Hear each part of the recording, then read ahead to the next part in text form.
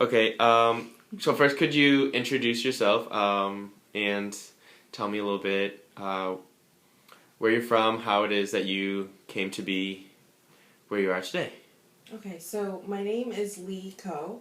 My full name is Un Lee Ko, and I was born in Seoul, Korea, and I came here when I was 6 years old with my parents. My dad had a job that transferred over here, and that's how we ended up in the United States. And where did you move to here in the United States first? We first moved to New Jersey, or actually we not first moved to New Jersey. We moved to New Jersey, and I grew up there. I went to high school there, and then I went to college. And so my parents and my family, my sister and her family, are still down in New Jersey, and they live down there. But since college, I've moved around a number of different places, and now I'm here in Boston. Do you remember what it was first like when you came to the United States? Yeah, I remember getting on a plane, and it was a really long plane ride. And I really had no idea of what to expect on the other side. I was 6, my sister was 4, and my dad had left before us. His company had moved him over a few months ahead of time, so we came here.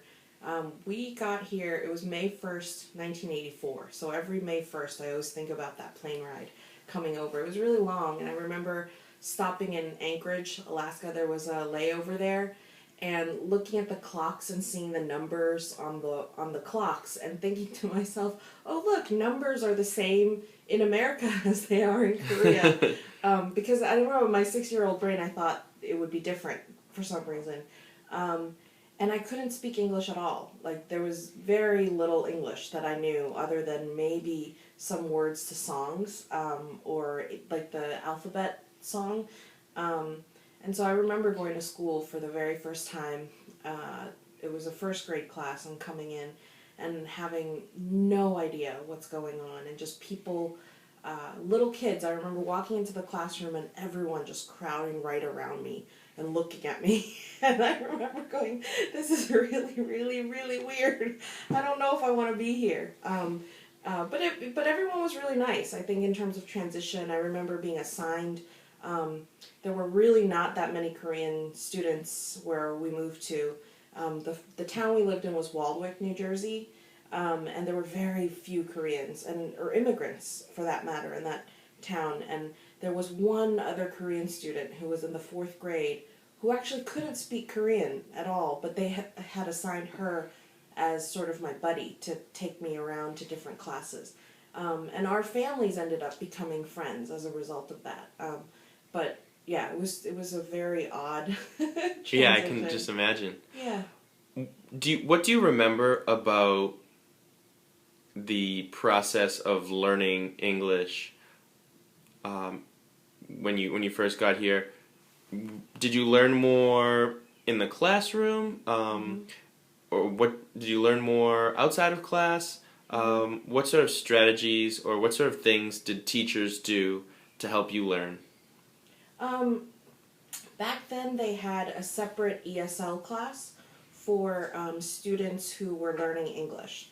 So I remember for a couple hours a day, I would be in a class. I remember the teacher's name. Her name was Mrs. Kargauer, and she had a class full of all different immigrants. There were kids from Japan, kids from some other countries, and I say all different kids, but there really was like a class of about 8, and there were kids that were bussed in from other elementary schools in the district, and we had maybe 2 hours of ESL then, and I remember we played a lot of games.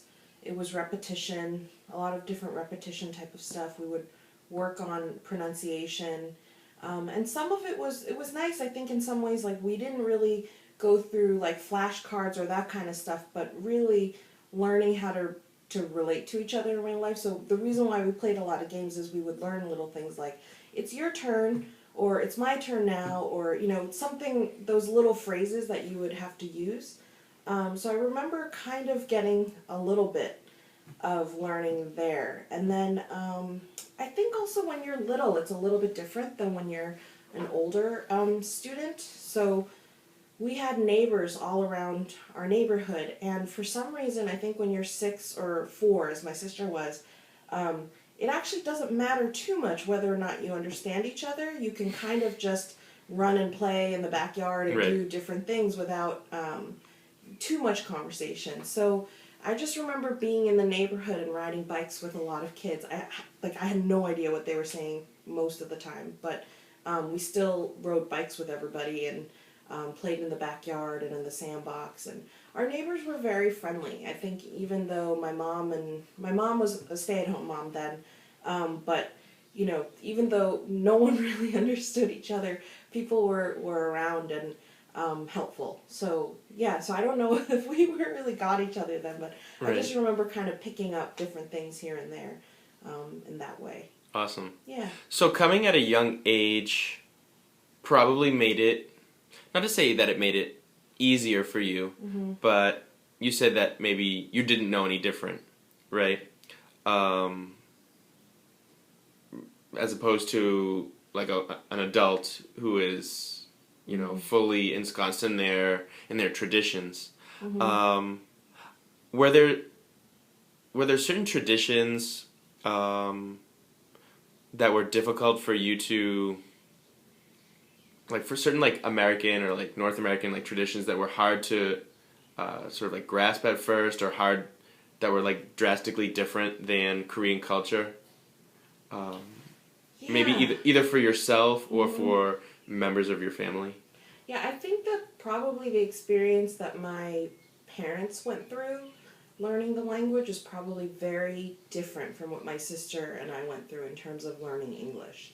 And I think learning English is very separate also from learning and adapting to another culture and learning how to navigate your personal history, so the culture you're from versus the new culture that you've entered into. So I think for us, the language acquisition part was pretty, I wouldn't say it was easy, but I would say that by the time I was in third grade, I could really speak and get along. Within 2 years, I think I've picked up the language enough that I could speak and get along and do fine in school.